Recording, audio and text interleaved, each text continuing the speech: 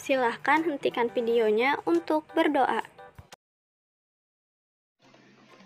Assalamualaikum warahmatullahi wabarakatuh. Hari ini kita akan melanjutkan pembelajaran kita ya tentang sumber energi alternatif seperti yang Ibu katakan pada video sebelumnya.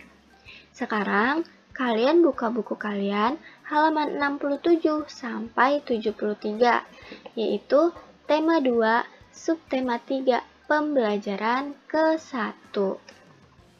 Anak-anak, sebelum kita membahas lebih jauh tentang sumber energi alternatif, Ibu akan memberitahu kalian, salah satu sumber energi alternatif adalah angin. Nah, angin itu digunakan untuk bermain layang-layang. Sekarang kalian perhatikan petunjuk pembuatan layang-layang. Menurut kalian, yang mana ya yang petunjuknya lebih lengkap? Ya, benar, yang berwarna biru. Yang berwarna biru menuliskan langkahnya secara lengkap dibandingkan yang di sebelahnya. Semakin lengkap petunjuk, semakin mudah kita untuk mengikuti petunjuknya. Kemudian anak-anak, kalian juga sudah belajar tentang batu bara. Batu bara, seperti yang Ibu katakan, bisa habis. Selain batu bara, juga ada minyak bumi yang juga bisa habis. Lalu, bagaimana ya jika sumber energi seperti batu bara dan minyak bumi ini semakin menipis? Jawabannya adalah generasi berikutnya tidak bisa menikmati sumber energi seperti yang kita nikmati sekarang. Sekarang kita bisa menggunakan listrik. Jika kita terus menggunakan sumber energi secara berlebihan, maka generasi berikutnya tidak akan bisa mendapatkan listrik seperti yang kita dapatkan. Lalu, bagaimana ya supaya generasi berikutnya masih bisa menggunakan listrik? Yaitu, kita harus menghemat penggunaan batu bara dan juga minyak bumi. Caranya bagaimana? Dengan menggunakan energi pengganti atau disebut juga energi alternatif. Ada 6 energi alternatif yang bisa kita gunakan. Yang pertama adalah sinar matahari. Sinar matahari ini bisa menghasilkan listrik, sehingga menghemat batu bara ya. Kemudian juga bisa menjalankan sepeda motor, artinya menghemat penggunaan minyak bumi atau bensin. Sinar matahari bisa diubah menjadi listrik dengan bantuan sel surya. Ini sel suryanya. Di atas motor juga ada sel surya. Selanjutnya ada sumber energi alternatif air. Air ini bisa menghasilkan listrik, sehingga menghemat penggunaan batu bara. Air ditampung dalam sebuah bendungan, kemudian diarahkan menuju kincir dengan sebuah pipa ya. Kincir yang berputar akan menyalakan generator, sehingga menghasilkan listrik. Listrik yang dihasilkan oleh air itu disebut dengan hidroelektrik.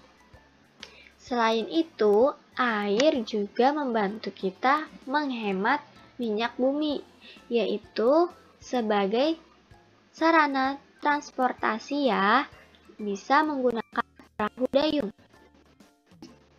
Selanjutnya ada angin. Angin bisa menghasilkan listrik. Angin bisa menggerakkan kincir. Kincir inilah yang terhubung dengan generator dan kemudian menghasilkan listrik apabila bergerak. Sama ya cara kerjanya seperti air. Tapi bedanya di sini menggunakan angin. Selanjutnya ada panas bumi. Panas bumi juga bisa menghasilkan listrik. Panas bumi menghasilkan gas. Gas ini nanti diarahkan untuk memutar kincir yang terhubung dengan generator, sehingga akan menghasilkan listrik. Selanjutnya ada biogas. Biogas ini adalah gas yang dihasilkan dari kotoran sapi. Jadi, kotoran sapinya kita tampung, kemudian akan didiamkan sehingga menghasilkan gas yang bisa digunakan untuk memasak. Ini artinya kita bisa menghemat penggunaan minyak bumi. Selain itu, kita juga menjaga lingkungan supaya tetap bersih. Selanjutnya ada biodiesel.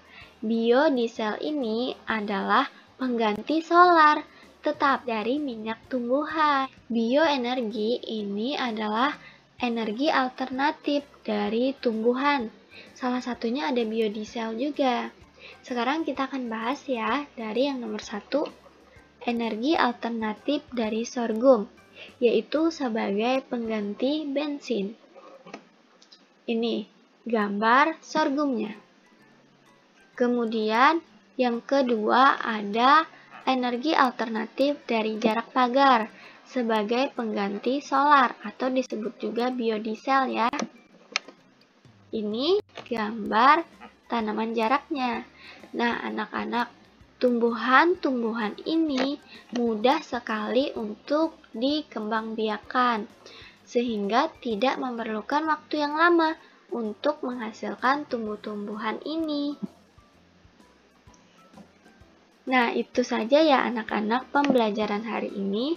Kalian tulis di grup WA kita nama siswa 14 September. Sudah, ingat tulisannya harus sama. Terakhir, energi alternatif ini ramah lingkungan, sehingga jika kalian menggunakannya, berarti membantu untuk mengurangi polusi. Selamat belajar! Sekian video hari ini, Ibu ucapkan wassalamualaikum warahmatullahi wabarakatuh.